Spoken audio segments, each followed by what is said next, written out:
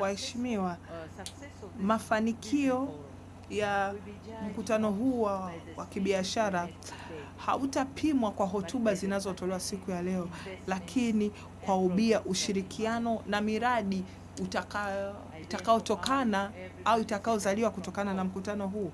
Hivyo ninawahimiza washiriki kutoka serikali zote mbili, sekta binafsi, kuchukua nafasi hii na hii fursa na kukubaliana kwa ajili ya kuingia katika hatua za kiutekelezaji. Serikali yangu itaendelea kujitolea na kudumisha mazingira thabiti, yanayotabirika na rafiki kwa wawekezaji, yanayopelekea ushirikiano wa muda mrefu na uwekezaji wa kuwajibika. Tutaendelea kusikiliza, kufanya mageuzi na kuwa na uwezeshaji. Tanzania inaiona Singapore kama mshirika wa kimkakati, lakini daraja pia la kuingia Asia na minyororo ya kimataifa. Na hivyo pia tuko tayari kuwa lango la Singapore kwa upande wa Afrika Mashariki, upande wa maziwa makuu na soko pana la bara la Afrika.